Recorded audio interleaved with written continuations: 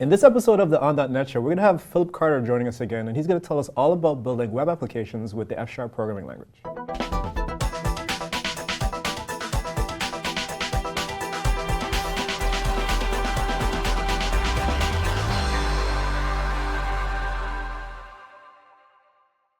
Hi, my name is Phillip, and welcome to another episode of the On.NET Show. And today I have with me Phillip Carter.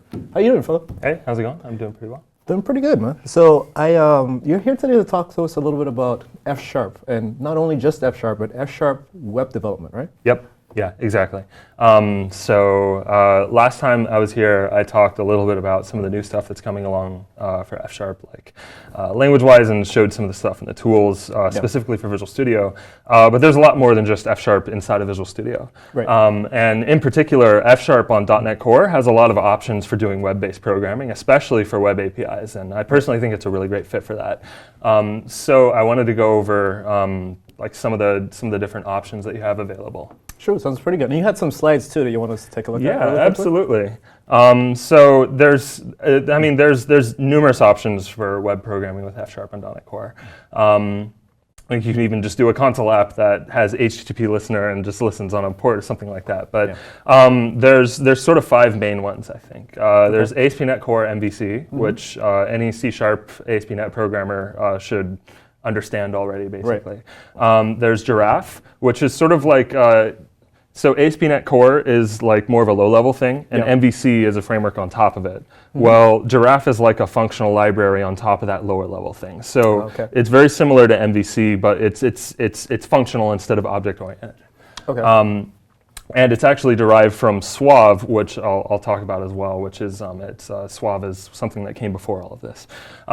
Saturn is another option. It's a relatively new one, and it's actually built on top of Giraffe. And basically, Giraffe is more kind of a lightweight, build only what you need sort of thing, whereas Saturn is like, okay, we got batteries included, we got all sorts of different stuff for you if you want a bit more of an opinionated way to do things. Great. So it sounds like pretty much based on whatever your programming style is or whatever your particular need happens to be, I could just say, hey, give me like this little lightweight thing that I could use to build my application, or hey, maybe I need some more pieces, I need scaffolding, I need database migrations and some of these other things, and I can pick another framework that'll have those things already wired up for me. So it makes it a little bit easier for me to get going. Exactly. And then we have Suave, which I mentioned before. It's been around for quite a while, and it has a particular syntax to building your API routes that was actually used by Giraffe. And so I'll show kind of what that looks like. And then there's Freya, which is a really interesting one. That's it's a purely functional web framework. So it's more functional, if you will. But it uses some more advanced concepts to sort of model the HTTP abstraction pipeline sort of stuff. And so like if you want to get really functional, Freya is the one for you. So I kind of want to go through each of these a little bit and sort of just talk like which one you might want to choose and that sort of stuff. All right, cool. So which one do you want to talk about first? Yeah, so we got good old ASP.NET Core MVC. So it's in the box with VS 2017 and the .NET Core SDK. You just type .NET New at the command line, it's already there. There's a few options there available. Right. It's fundamentally an object-oriented programming framework. So if you're interested in learning functional programming, doing this is not necessarily your way to learn functional programming. However, if you want to have functional programming put on top of something that you're already familiar with, in particular if you're a C# and object-oriented programmer, then this might actually be a really good option for you. Because you can wire up APIs exactly the same way that you would do it in C#. Right. And then you can connect that to like a functional library, just like a core thing that executes all of your logic, and then it just calls into stuff that you're already familiar with. I think a good thing with that too is that if I'm already a ASP.NET Core, .NET C# developer, I could always look at some of the things that I'm used to doing. Yeah. And now I can look at it in the F# way of doing it. And it kind of helps me translate back and forth between the two, right? Yeah. So I'm not necessarily worried about, hey, let me learn this API per se. I'm also now thinking about like, how do I translate between different languages? If I wanted to learn how, what's the F# way of doing things. Exactly. That's kind of the way that I look at it. And like, F# fundamentally has all the object-oriented features that you want, but it is a functional first language. So we basically say, hey, object-oriented is great. for solving particular problems. Functional is great for solving particular problems. We have a set of defaults in the language that are meant for functional programming, but you can opt into object-oriented programming depending on the situation. And so one of those situations might be, I'm a C# ASP.NET developer, I know OO, I'm interested in functional, but I don't know what it's all about. Let me apply some stuff that I know so I can get something going, and then just kind of slowly start to learn functional to the point where maybe I could even transition away from the OO stuff if I feel like that makes sense to me. Gotcha. Yeah. And so for the F# and MVC stuff, are there templates already available for Visual Studio and Visual Studio Code that can help me get started with? Absolutely. And how about I swipe on over and show you what it looks like? Let's do it. So I've put up File New Project already because I'm terrible with mouse pad, and I'm just gonna, it's gonna be embarrassing if I try to select this menu. Sure. You'll notice under the Visual F# node here, there's a thing called Web, there's a thing called .NET Core. You'll be able to see that in either of those two places. There's ASP.NET Core Web application. So we'll call this Fun Times because we're having a fun time. And I blew up the font on Visual Studio, so this in particular looks funny, but I have .NET Core 2.1 installed on my machine. Okay. I'm not going to enable Docker support because I don't have it running. But I could enable that as well. All that would do is just scaffold like a Docker Compose file and a Docker YAML file and things like that. So anyways, you got that nice little start page. It's going to restore some packages like any old .NET Core thing. We have basically 3 files here that should be the most familiar. There's program.fs, which hopefully you know what that does. Startup.fs, where we'll do a little bit of work. This is very similar to the C# startup .cs, except it's written in F#. And there's this configure services, configure member overloads, that sort of stuff. That's all. It's the same thing, just written in F#. And then we have this values controller, which is just our values. So you'll notice in this get, we have this static array of values, and then we have this other get that has this value. Let's do something a little bit better and try to factor this out, treat this values thing as if it were like a database or something. Okay. We'll pretend that it's a database because that's for fun times. So I'm just going to go to add new item. We'll go source file, call this item service, Item service sounds good. Yeah. Name doesn't matter too much. I'm just going to make this a namespace. So we have the difference between F# is we have modules and namespaces. Okay. Modules are kind of more for communicating things between F# sources, right? Like they're fundamentally just like namespaces. They're for holding code, organizing code, things like that. They can also hold values, whereas namespaces cannot. Cool. So I'm just going with a namespace right now because I generally like to have top-level namespaces instead of top-level modules. But you can do whatever you want, really. So the way that ASP.NET works is, if you want to do something, you basically got to use dependency injection, like if you want to do it the right way, right? So let's teach you how to do it the right way, but just in F# instead of C#, right? So we know we're going to have to need an interface and then something that implements that interface. Yeah. So let's start with the interface. We'll call that iValues service, okay? And this is a type. This is like there's no interface keyword. This is just a type. Sure. And I'll go member get all values, and I'm not going to actually write like the body of this thing. I'm just going to say this is from unit to string array, right? Because if we look at this is in this values controller here, we have an array of strings, so we want to just have a string array there. Right. So my C# brain, as I'm looking at this, what I'm seeing is that you've defined an interface, and I have some function called getAllValues that takes no parameters but returns an array of strings, right? Yeah. Okay, int, and this will be a string. Oh, right, I need to go abstract because I'm inside of an interface. Because I'm live coding, I'm just forgetting on the fly. So here we have an interface. If I hover over the tooltip in here, you can see this is type iValues service, and it has 2 members, an abstract member. This is get all values, given a unit, which is nothing. That's the same thing as void. Give me a string array. And then there's get value, which given an int, give me a string, which matches what value controller is doing here. Given an int, give me a string. So let's go ahead and implement this interface. So we'll just call it values service.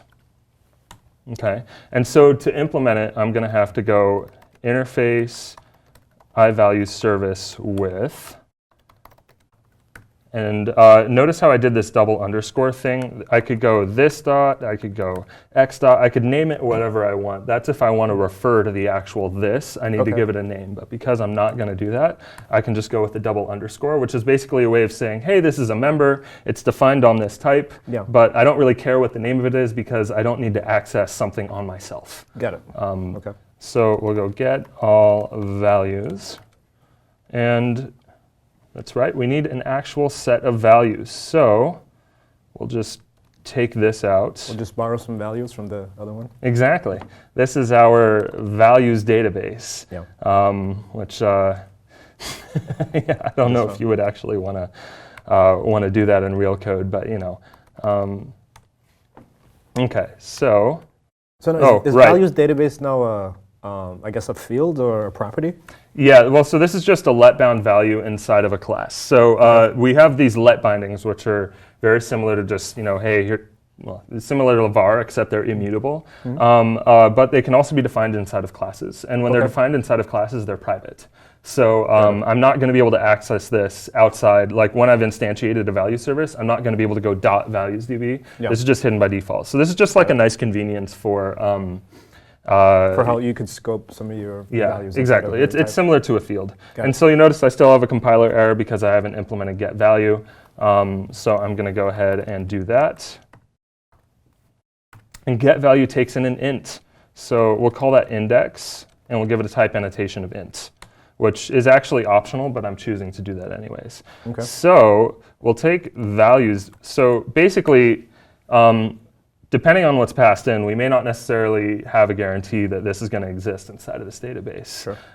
So we want to be able to deal with the fact that that might not exist, but still be able to handle it gracefully.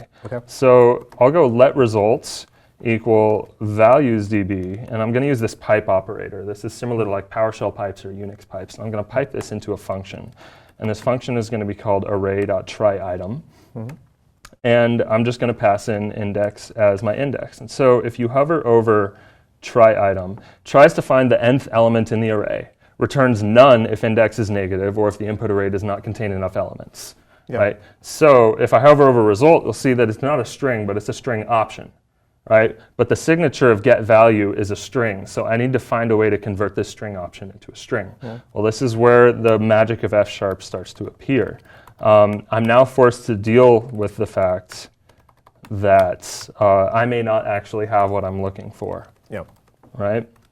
So I can do pattern matching, and I can have this sum value. I'm basically saying if result is a sum, meaning there's something there's actually a value, then we'll just return that value. But if it doesn't exist, I need to do something with that. Oh no. It means we didn't have it. So now I'm fully implementing iValueService. But I've also dealt with the fact that this valuesDB, I mean, you could imagine it can come from somewhere else. It may not have a thing that matches a particular index. Index might also be a more complicated concept than just an int, right? But like, you know, the concept of like, hey, find me a thing at this location somewhere in this remote source that I have. Well, it may not exist, so we need to deal with that in some way. F# optionals and dealing with those in pattern matching are a great way to do that. So the next step, we haven't done anything in values controller yet because we need to go into startup, because this is where we need to actually wire up that interface. So now we're going into the configure services that's inside of our startup, and then that's where we're going to tap into the iService collection, right? We're going to add something to that the DI framework. Yeah, exactly. So I'm going to have to open web values. What did I even name this thing? Oh, items service. Item service. I thought I named it values service. Oh well, naming, it's always fun. So we'll go services dot add transient, and we'll go iValueService. Now use service. There we go.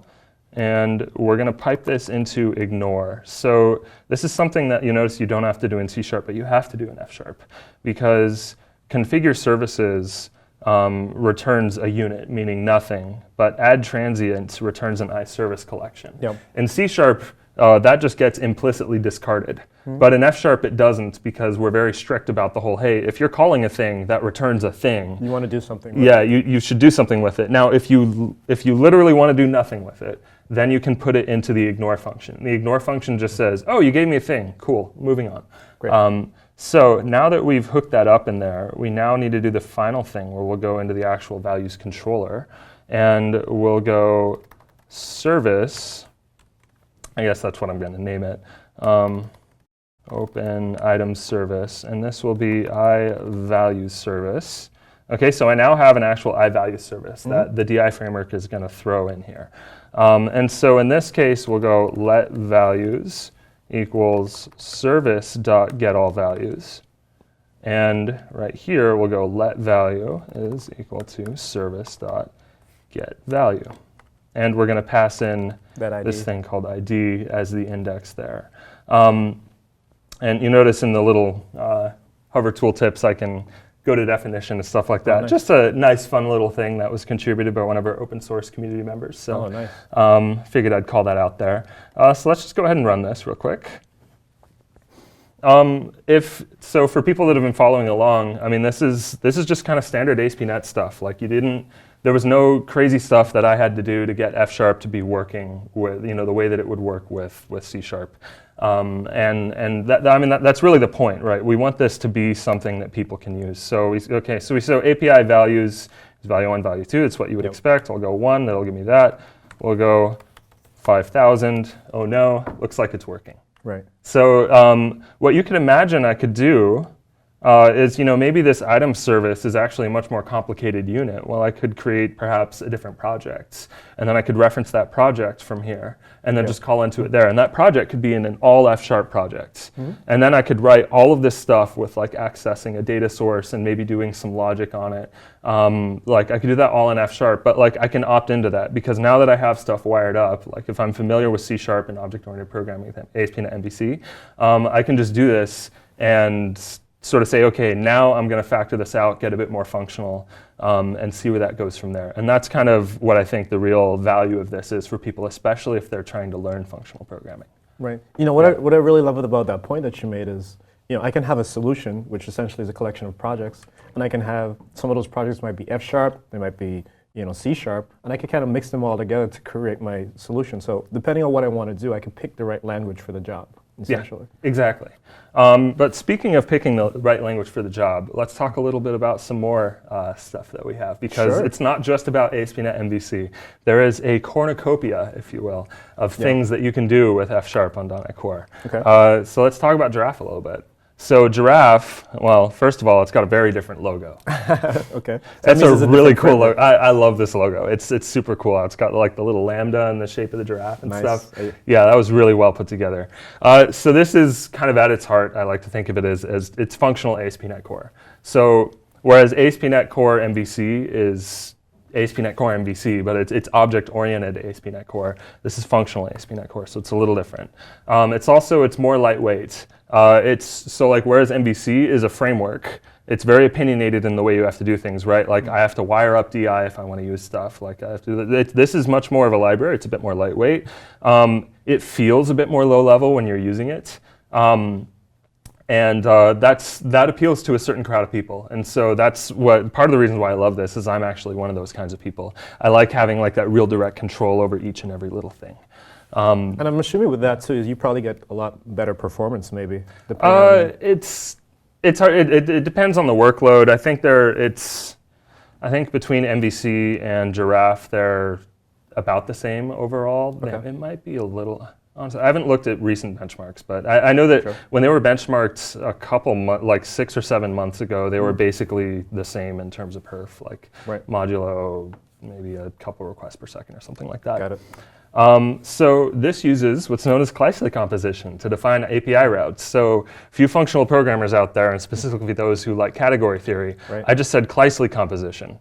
That's what this uses. I hope you're listening. Anyways, what this actually means for the rest of us is that it's a really convenient way to do stuff, and it uses fun little operators that look like arrows. Okay. And those arrows conceptually are like, oh, the thing on the left goes into the thing on the right. And it's actually, in my opinion, domain very easy to learn, where you can learn the mathematical underpinnings later, and just have some nice syntax to work with in the meantime.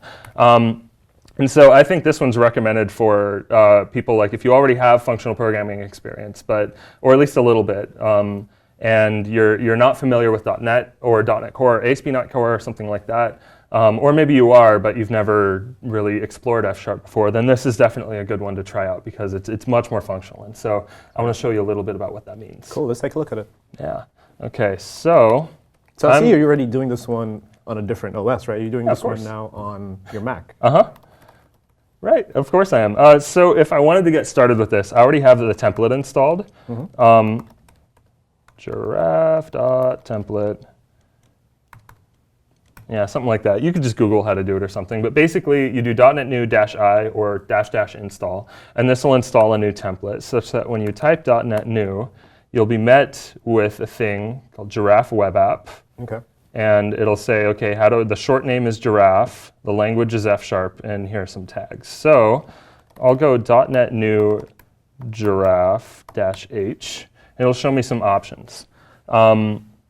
So there's -V for a view engine. There's a few things that it'll let me do. I can use just the defaults that it has. I can use Razor, which is actually ASP.NET MVC Razor page, not the Razor Pages tech, but it's Razor templates actually thrown in there. And it basically builds a little basic UI. Or I can use .liquid, which is an open source alternative to that. Or I can go with none, where basically if I just want to have a web API. And that's what I'm going to use. And so there's includes tests. There's this thing called use packet. Packet is an alternative dependency manager to NuGet. It uses NuGet like the back end, but it resolves packages a little differently. It has a lock file that specifies all your dependencies that you check into source code and that sort of stuff. Gotcha. So these are all options for you. You can play around with it in your spare time and check it out. But we'll go .NET new Giraffe -v none, and let's put that into, we'll call that Giraffe fun. You gotta do a new, right? .NET new. Yep. I am wonderful at typing on command. Okay, it would be cool if they just had a .NET Giraffe command. We should submit that PR. That would be cool. Okay, so there's src. Cool. Actually, yeah. Okay. Let's see if I open code. Will this give me what I want? Yes, it probably should here. All right, so it's done a design time build, so it's actually built the DLL and all that sort of stuff. You'll notice there's this packet.references file. This is this came from Packet when it restored some packages. So there's a few things here: program.fs, models.fs, http-handler.fs. This models.fs is saying, hey, this is a type. It's a message, is what's called, and then it has a thing called text.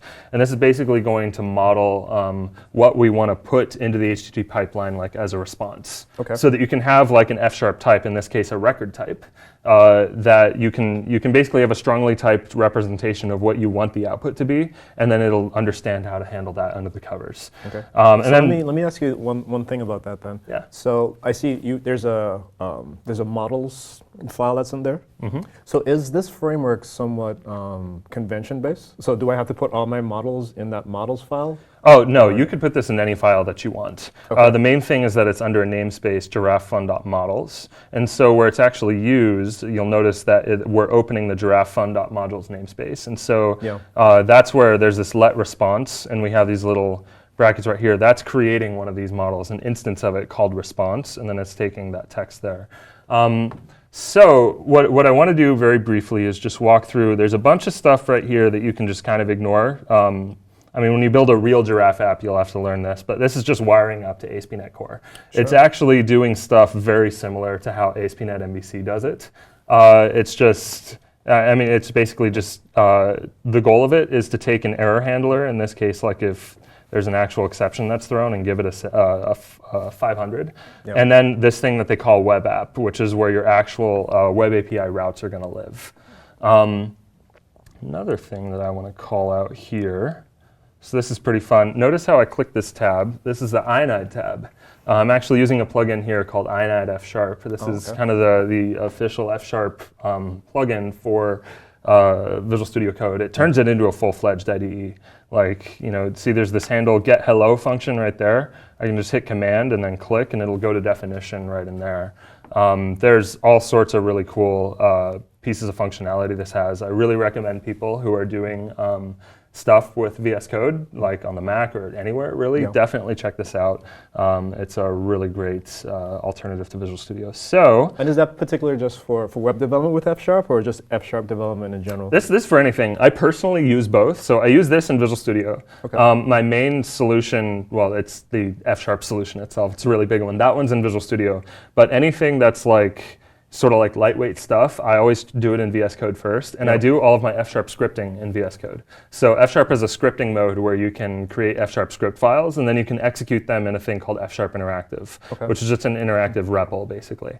And so I prefer VS Code for scripting, just because like scripting is more of like a lightweight sort of thing, and I like having a lightweight editor for that. Sure, that makes sense.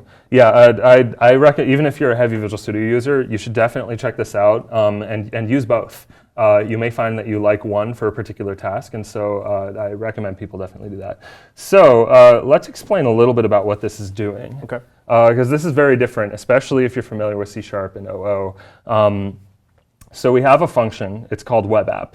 And WebApp's signature is given an HTTP func, which is an abstraction that lives inside of the actual the library itself, and given an ASP.NET Core.http.http context, which is an ASP.NET Core abstraction, produce an HTTP func result.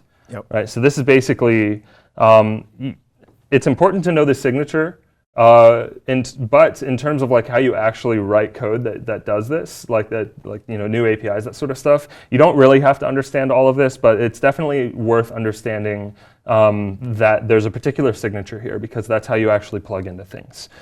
So it's this thing called WebApp, and WebApp is comprised of a function called choose. And choose is comprised of, well, in this case, it's just an F# list. Right? This whole thing right here is actually a list, and it's a list of two items. One is called a subroute, and subroute takes in, /API or whatever you want to call it. You can define routes underneath it, and then at the very bottom, it takes this thing called set status code. Set status code is a function that you say, okay, it's going to be 404, and then remember how I mentioned those arrows? This is the Kleisli arrow. This is basically saying, okay, put the set status code 404. Basically say, yeah, I want to compose this with a function that is called text, and text will take a thing saying not found, so that when there's like the equivalent of a 404 that would happen in ASP.NET Core, it'll just say not found as its response. So that's a quick little helper in that will return just the text, but it'll send like, it'll set the headers and the status codes and whatever else I need to have set. Exactly. Just using that little function that's there. Exactly. And if you wanted to have it be more than just not found, you could actually plug in your own function right here, right? Because text itself is just a thing that takes a string. It takes in a thing called next, which is an HTTP func, and it produces an HTTP context object, and then it produces an HTTP an HTTP func result. So it takes a whole bunch of stuff, but basically this text has a particular signature. If you write a different function that has that same signature, you can plug that function into here, and then you can have a custom 404 handler. Nice. But so that model of there's a particular signature, I'm going to create a function that has that same signature and do something else with it. That's how you implement functionality with Giraffe. So we'll notice that inside of this subroute itself has a whole bunch of, there's these nested chooses going on right here. Like there's a choose, and then this choose is comprised of this thing called get. Choose is basically a way of saying, well, an incoming request is going to have a particular shape to it. It's /API/hello. Well, basically, this is basically the way of encoding, hey, if you find that route called hello, call this handler. If you don't find it, maybe it was something else, right? Maybe there was a different get. Maybe you defined your own route called hello XML, and you wanted to call handle get hello but XML. Right? This doesn't exist right now, but maybe that was the actual route. Sorry, /. Well, right? This would basically walk through the choose, the sort of list, and say, okay, does it match this? No. Does it match this? Yes. Okay. And if it doesn't find it, then it just falls out to the next scope. Gotcha. And then once it can't find anything, it'll go, hey, 404 not found. You gave me something I didn't understand. That's sort of the flow of this thing. So it's a little bit of alien syntax, but as you start to write it, it makes so much sense. Right, so I have this handle get hello by XML. So if we go to handle get hello, we'll look at where that's defined. That's defined in HTTP handlers.fs. So that's just a function right there. Well, let's create another function in here inside of a module called HTTP handlers. Right, so go that right there. Note this uses. Interesting that they went with this decision to go with a lambda expression to define it. You don't actually have to do that. Anyways, so we'll go HTTP func. That will define that as one of the input parameters, and then the other one will be a context. So that'll be HTTP context. Okay, so this is going to be our function here, and we're going to make it a task. This is actually a TPL task. Yep. Right? Because under the covers, ASP.NET Core works with async await and tasks and all that sort of stuff. This is just a nice syntax for being able to define that. So we'll go response. Okay, and we'll define a new one of these. You can define it however you want. I'm going to use a slightly different syntax than what we had there. And we want it to be a text, right? Because if we look at the shape of response under models, this right here, it's a message, just has text right there. So we'll do that. We'll go text equals hello world from Giraffe, but in XML. Okay. And now we basically want to return out of this task. So basically, this is a feature called computation expressions in F#. Okay. You can model a lot of complex stuff, but I won't really be getting into that. It's fundamentally a nice syntax for being able to write code that executes in a particular context. Got it. Right? Not just necessarily the main executing thread. But so this is a task-based context. So I need to do return to get out of that context, or this thing called return bang, if and that just depends on the signature, right? If I do return, that means I have a value that is of form task, like it actually has the task type. I just want to return that out. But if I have another value that I want to pass into another function that will then produce a task that I then want to have return out, then I can just do return bang. So you notice this is using return bang at the bottom. That's because JSON itself actually returns the thing that I need. So that's kind of like almost F#'s way of handling continuations a little bit. This is very similar to that. Yes. Okay.